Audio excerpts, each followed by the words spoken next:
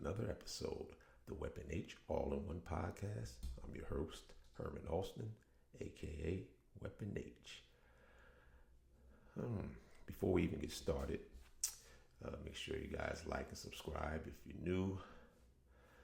Even if you have been watching for a while and you haven't done it, hit the subscription button, hit that notification button so you can get notified when a new episode is dropping.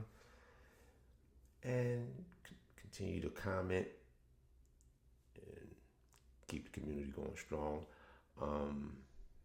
And also you can comment on the topic that you may want to hear me talk about. So I'd like to thank you all again for joining in.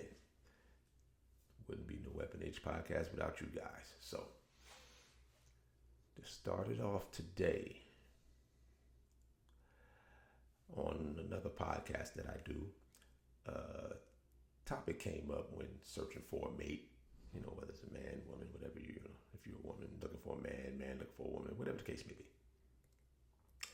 And one of the phrases that came up was, I want a God-fearing partner. And for me, that phrase, it doesn't really sit too well with me,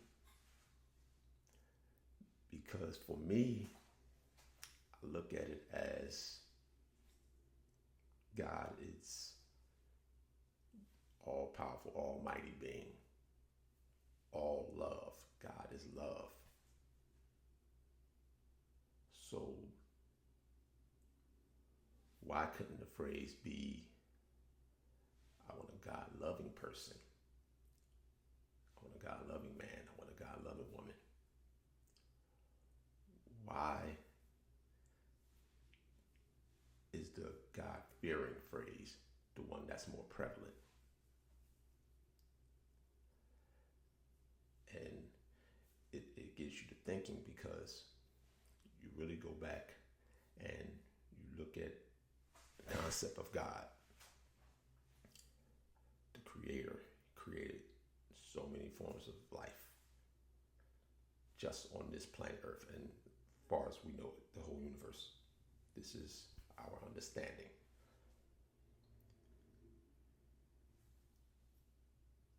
A being with this type of ability to be able to create, I'm not even going to go with all the other life, we're just going to look at a human being. The human body, though I really, really believe we tend to take it for granted a lot, the human body is an amazing vessel, an amazing piece of machinery, however you want to word it. I mean, you have electrical impulses that control every little movement that you make. It has an ecosystem where you take in food and it's able to take inside and breaks it down into energy, fuel source for you to be able to use, to be able to do whatever it is that you want to do. And yes, I'm simplifying it, but the bloodstream, how it's able to break the food down, get things into your bloodstream, and for the most part, when you take care of it, it heals itself. You'll feel things when things aren't right. You'll feel pain, or you'll feel different things that'll throw you off. You're hearing sounds. The sounds will go in and your brain interprets these things and gives you what sound. Same with your eyes. You see something, it goes to your brain, and your brain interprets what it is seeing. And it does it at light speed, instantaneous speeds, where we don't see a lag, or we don't notice the lag. We can notice a feel on our body. We can feel the wind. There's so many things that's incredible about our body that we take for granted. Even just your breath, how you're breathing in, the heart is pumping blood through to get the lungs puts it into the bloodstream. The heart pumps the blood through body so you're able to take the oxygen in. And then and it has to be a certain environment for it to survive. We have the plant life that gives out the oxygen.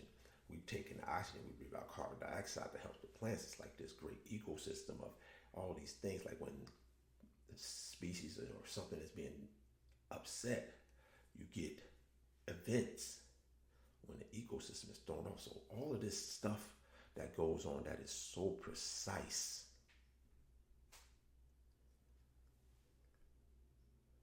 And this being created all of this. Do you honestly believe he will want and instill fear? Maybe. I just tend to think not.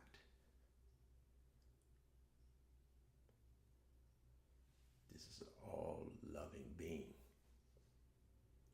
that has love for all of us. Sure, you might have some people who may say, okay, maybe it's tough love. Okay. But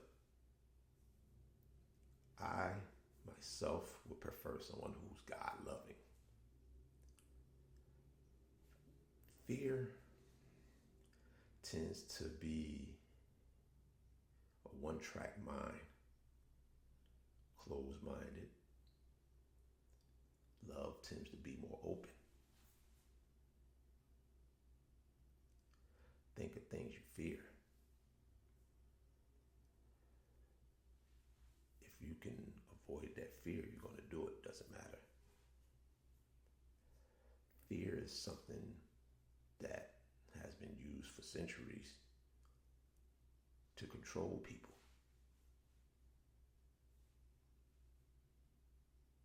I mean, if you don't do this, you're going to jail.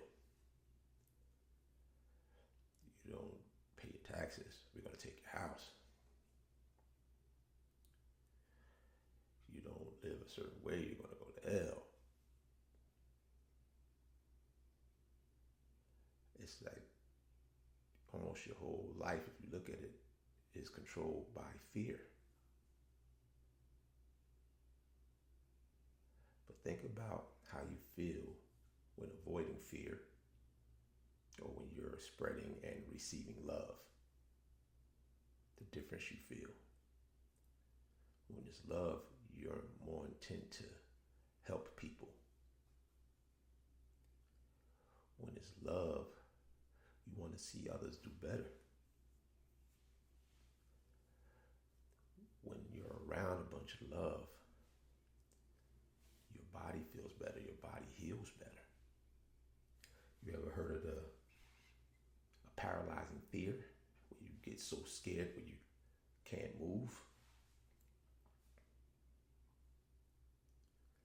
Fear is a part of our human emotions. It's something that we can't feel.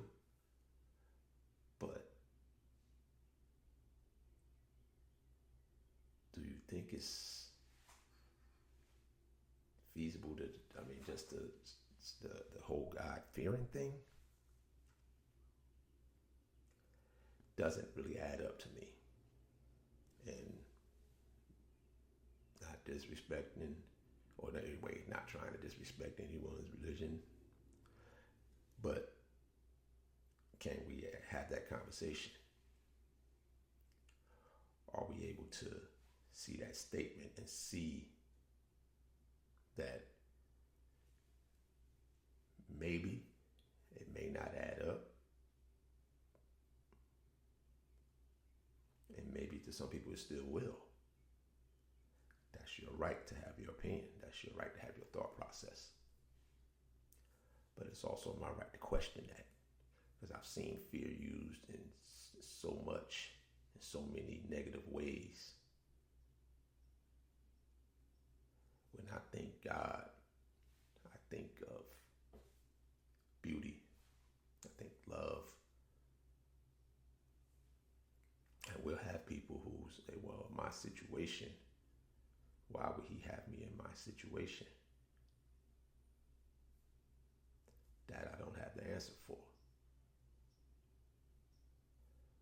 But I do still feel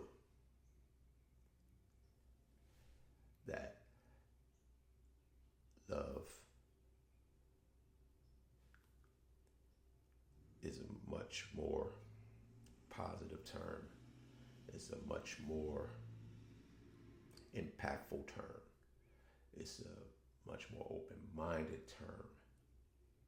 It's a much more term in use of progressing us all over the fear tactic.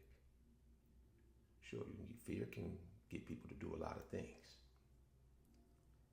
It can get you to say anything as well. And it'll get you under control because you're afraid of what will happen. And not to say society doesn't need some type of laws, rules, regulations. I'm not saying that either, so let's not go there. But fear has been used more negatively than not. So how did that get associated with the Almighty, the all-knowing, the all-love? God is love. Loves us all. So where does this statement come from? I'm looking forward to how these comments are going to be from this one. Are you able to speak about it without it becoming overly angry or hateful? Can you give your version of why you think God-fearing is a better term over God-loving? Or can you see that, maybe God-loving is a better phrase that I would like to use because now I'm putting out more positive energy.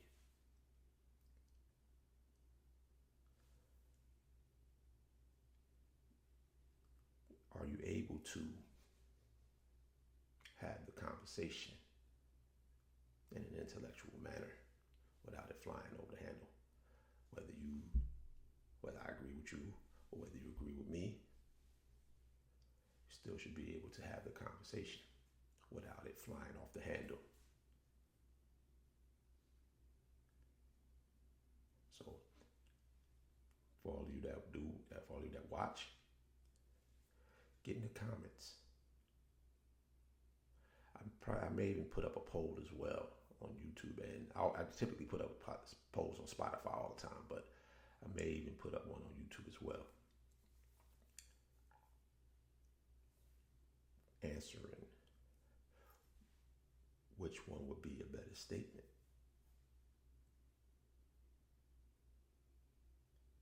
Can I be onto something here?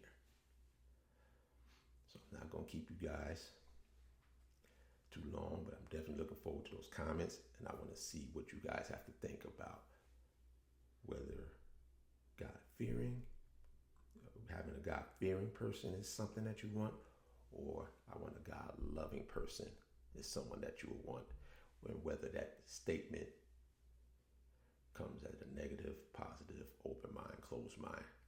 So I'd like to thank you guys for joining in again, Weapon HR Podcast, and I'll see you guys next week.